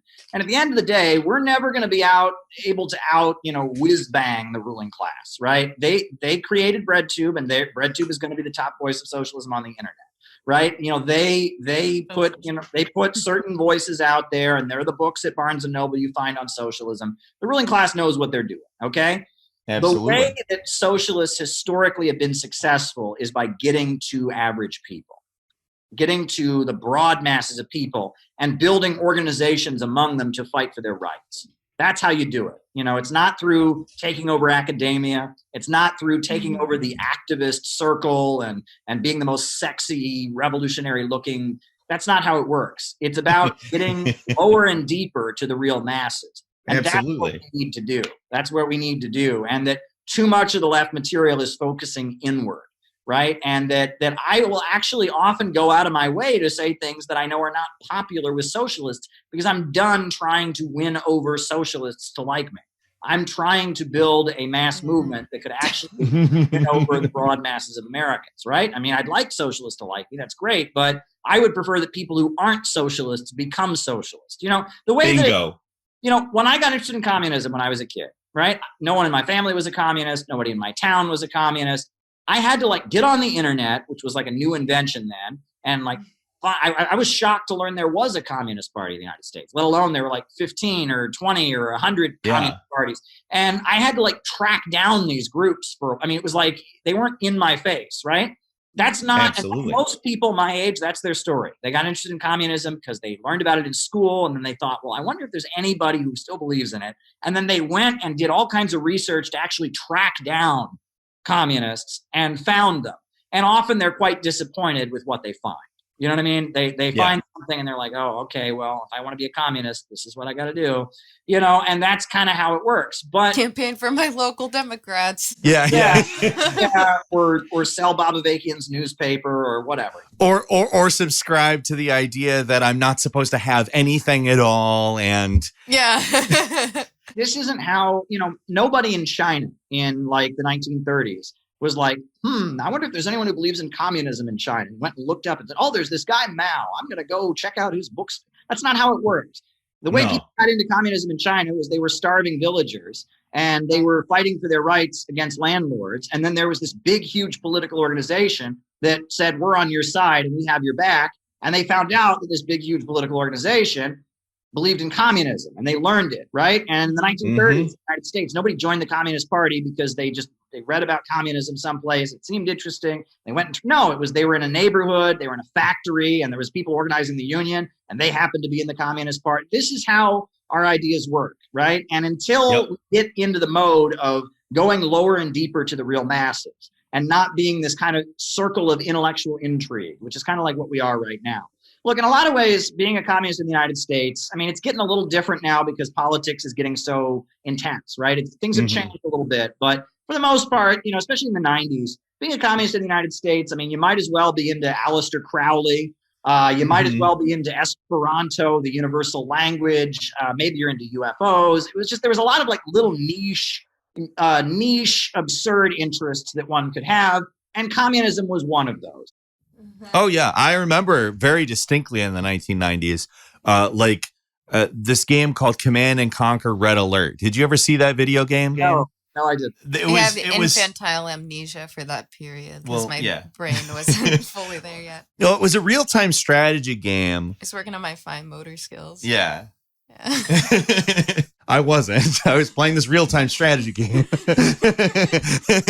It was a real-time strategy game that actually starred Tim Curry as a communist. And it was totally absurd. It was intended to be funny, and it is very funny. But, that was probably my actual first exposure to communism. And it didn't treat it in a way that was a serious political affiliation, but rather sort of a novelty. So you didn't listen in school at all? Oh, no. Well, the way that school treated communism for me was more along the lines of, this is a thing that just fell apart completely. Well, yeah. a year ago. Also, holy shit. Yeah. Wow. I was not thinking about that. You were literally in school when that. Wow. Yeah. You're 100. Yeah, I literally had to reprogram my mind to not know it as the USSR anymore. That's so Went up here, isn't it? Who's the oldest, and then I'm like middle, and then Miss Astronaut Cowboy is the youngest, right? Yeah. Yeah. Smart though. Very smart though. The Seinfeld episode. I don't know. Do you ever see the Seinfeld episode about the communist? You probably have. I feel like yes, but it's been a long time. I haven't seen most Seinfeld since probably the late 90s. Elaine starts dating this guy who wears like a hat with a visor on it, and he's just kind of socially awkward. And then she finds like a communist newspaper at his house, and she Right. Is he a communist or something? And they're like, does he dress really drab and his clothes are really? Yeah, well, definitely he's a communist or something like that. Yeah, I remember that. He was the secret communist. That's what it was. And it's just this like, it's like this. I mean, and that's really what being a communist in like the 90s was. It was like. Right. Was this now things are a little bit different with the right wing always calling, first they called Obama a communist, and now there's this whole thing with BreadTube. And so there's more people interested in it now because of like divisions in the ruling class and stuff. But among like the BreadTubers, it's still seen as this expression of like counterculture, right? It's this expression of like, I'm going to go against US society and be really edgy.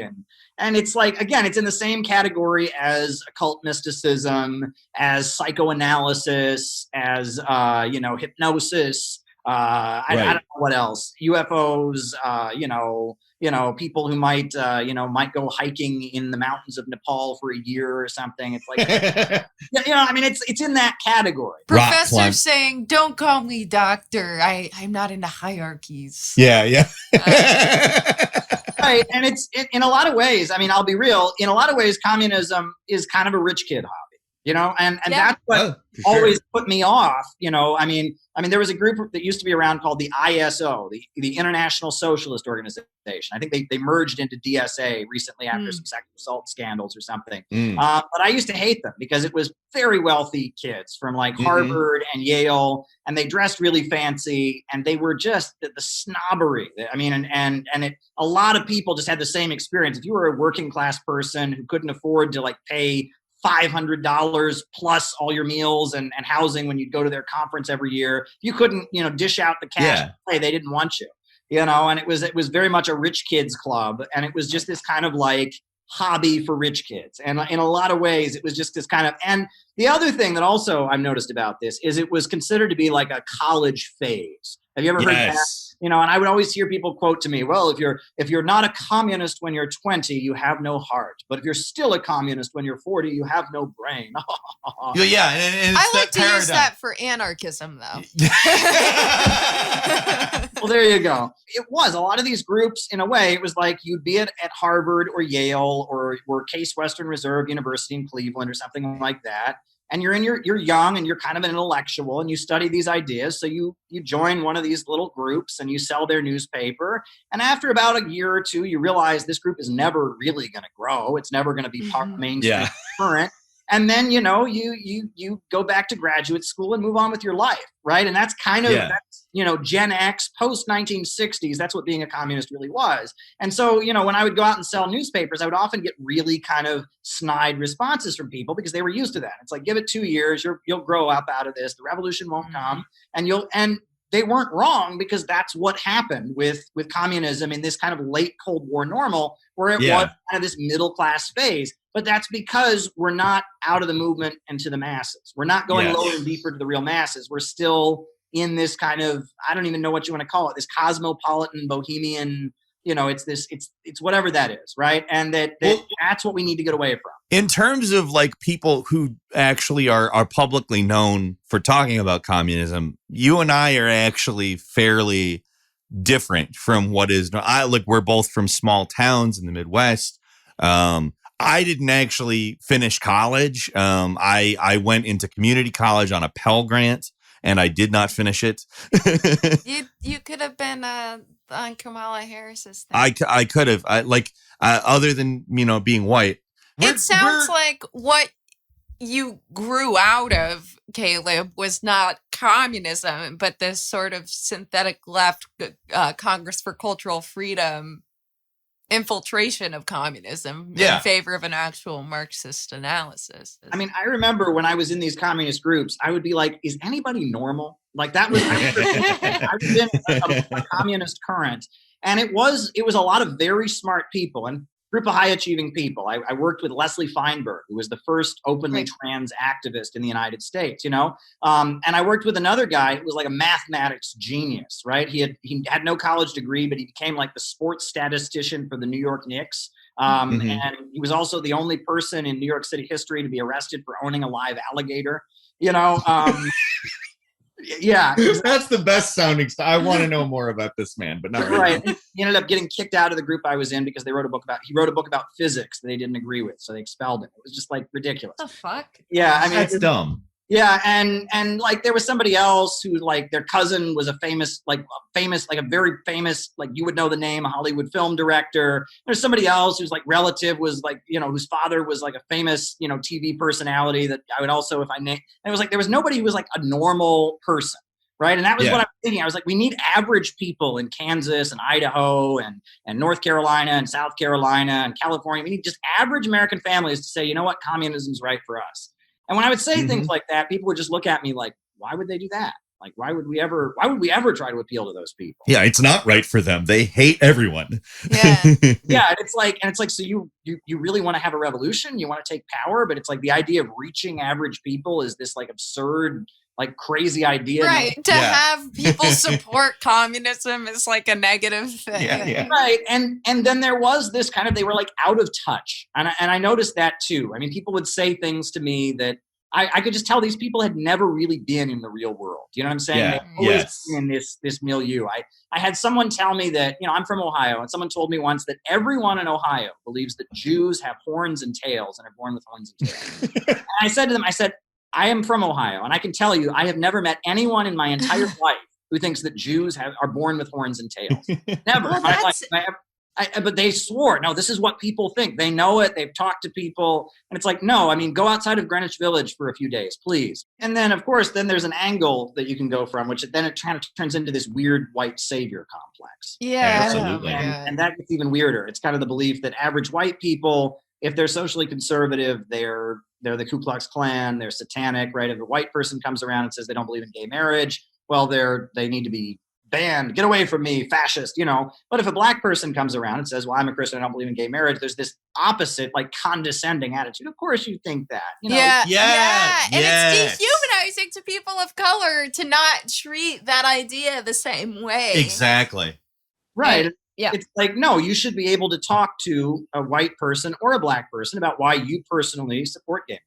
Right? 100%. And you should just dismiss the white person who is opposed to gay marriage. And you shouldn't have a condescending, disrespectful attitude toward the black person who dismisses it. Where you can't critically engage with them. I mean, when I posted, for example, that I was willing to work with people opposed to abortion and gay marriage, I immediately got a lot of people saying, of course a white male would say that. I wasn't necessarily even talking about white people. The Nation of Islam is opposed to abortion and gay marriage, and they are not a white organization, I'll tell you that much. I risked my life on a ship to Yemen with a group of Iranian doctors and Iranian members of parliament, and they were all very opposed to abortion and gay marriage, and they were not white, I'll tell you that much.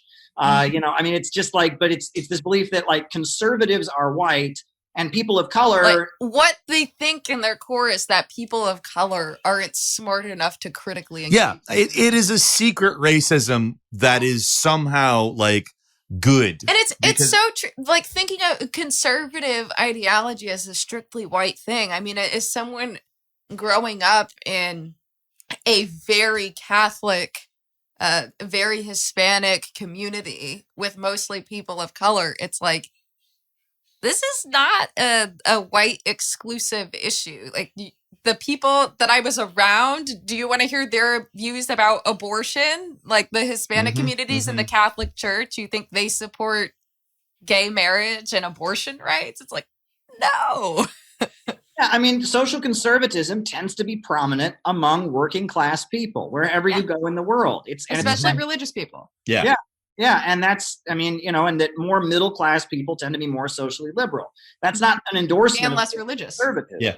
that's just a fact. And these this middle class strata, they kind of live in a delusion about that. And I think that's weird. And because the memo has gone out that now we're having this woke makeover of U.S. society, now it's like, well, people of color are just innocent victims, so we're not going to acknowledge they have any socially conservative views, but we're going to associate socially conservative views with it's just papering over the material reality.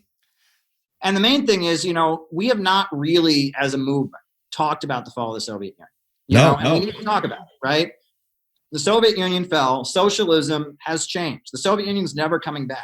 And that's a conversation that the socialist movement really needs to have. And part of the reason I think there's so much, BreadTube is out there is, at the end of the day, those of us who believe in socialism, we don't know what we believe. You see the average, you go to a protest, you'll see some old communist selling a newspaper, point at them and say, what is Venezuela? And you won't get an answer. Or if you do, it'll be a wacky answer that you won't like, right? That we as a movement, the international communist movement around the world is having these conversations. In China, they're having these conversations. Latin America, they're having these conversations. But the U.S. Marxist left is not having these conversations. We need to update our ideology. We need to talk about what happened. What happened with the fall of the Soviet Union? Why was it that this happened? And a lot of documents are coming out in Chinese about this. A lot of documents have been published in Latin America. Whole volumes of books have been written. But we need to talk about it as a group. So I'm glad I was able to contribute, some of my observations about this. Caleb, thank you so much for this. This was just fantastic. Anything you want to plug before we head out? Well, sure. Well, now that my BreadTube book is validated, you can still get a copy of it. So. You should very much get a copy of this book. It's so good. And check out the Center for Political Innovation, because that's what we're doing. We're cutting new ground and trying to have conversations that haven't been had before. So cpiusa.org. Sign up and join today. So there you go. Yeah. Again, thank you so much. We'll include a link to your book in the show notes. And Twitter and everything. Thanks again, Caleb. Have a great night. Thank you. And that's it for PAX. Thanks again for watching or listening. I'm Peter. This is Miss Astronaut Cowboy Doctor. To help us out, click like, follow, subscribe, join our Discord, leave us 5-star reviews on Apple Podcasts and Spotify. To support us, become a patron at patreon.com/PACPod. That's PACDPOD. Thanks so much. Come back next week.